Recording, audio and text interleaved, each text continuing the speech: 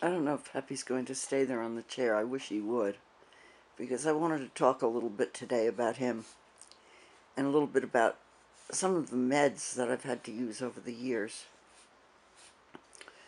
I didn't start actively breeding until around 1971 when I moved to the house in Port Jefferson.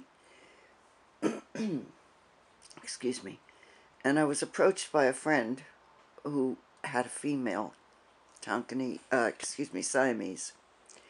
And I had a male named Shotoku, otherwise known as the Toke. I did name my cattery after him. Shotoku is the name of an emperor whose PR agent must have been the same as King Solomon's because he had a very fine reputation. He was a Japanese emperor, if I didn't say that before. Peppy's going to be 11 years old in June. Dreidel will be 11 years old in August. It seems very strange that I've had these cats for so long. I bred Dreidel. I didn't breed Peppy. Peppy, would you look at the camera? Hey, Bubs. Peppola. No. I don't know what he's looking at. The front door is open, so he might be looking at something by the front door. Seems to be, always has seemed to be, a healthy cat, whereas Dreidel has belly problems, and he throws up frequently. I have to be very careful with him. There are some foods he can't digest at all, and he just tosses them right up. They just don't process. Other foods he can keep down. According to the vet, he has a form of irritable bowel syndrome. I don't know about that. I think he's got something that causes him to regurgitate like something humans get. I can't think of what it's called. No, I have it. I take my medicine for it. And I'm going to get Dreidel the same medicine that I have taken in the past before I switched to something else. I tried Mylanta on him, but I had only the mint flavor, so he threw it right back up. The pills that I used to take will probably be better for him. That's ranitidine. And the vet has told me that he can handle ranitidine. So next time I go to CVS, I'll probably pick up a bottle for him. It's over the counter. Pardon me. Anyway, at almost 11, both cats are physically, in any case, they appear to be very healthy. I'm very happy for Peppy especially because he is completely relaxed in the house now, except when he walks past me, and then he kind of whisks past me as quickly as he can. Peppy, if you don't show your face this way, nobody's going to want to look at you.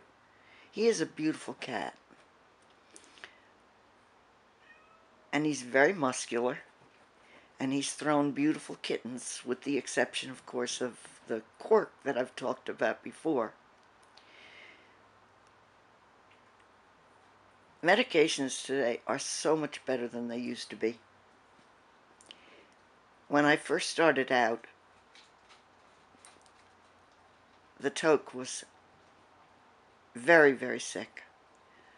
I don't know what he had. I suspect it was pneumonia. But when he got sick, I took him to the vet in Deer Park, where I lived at the time. And the vet treated him for probably close to a week. I don't know what meds he used, but finally, and I had been visiting him every day, by the way. Finally, the vet said, just take him home because I can't do anything more for him. Well, I took him home and I cleaned him up because he was soaked with urine. He was in very bad shape. He was thin as a skeleton. His eyes were sunken. He looked like he was going to die any minute. So I called my Uncle Abe, who was a pharmacist. And I said, Abe, what should I do? I can't just do nothing. I have to try to save this cat. And Abe sent me, he was a pharmacist, and he owned a pharmacy. And he sent me penicillin. Now you have to understand that in the early 70s there were very, very few medications that were effective for much of anything. Vaccines were just being established, really. There were lots of medications that nobody had ever heard of, which are common today. So anyway, I crushed the penicillin pills and mixed them with a little bit of corn syrup, and I gave the penicillin to the toque. Alright, he just took off. Peppy did. So, who else is around? Nobody. Where did everybody go? Hey guys! Pussycatses! Where are you? Kids! Dreidel! Drummer! Come on down, you guys! They all went upstairs because there's a patch of sun on my bed at this time of the day that they like to lie in. Come on, kids! Who's coming downstairs? Dreidel! Poppy! Drummer! Billy! I hear thumps, which means somebody just jumped down from either the bed or the shelf or the dresser. It can't be Drummer, because when Drummer jumps down from something, it sounds like an elephant hit the floor. Come on, guys! Where are you? Atta boy, Drummer! There's my drum.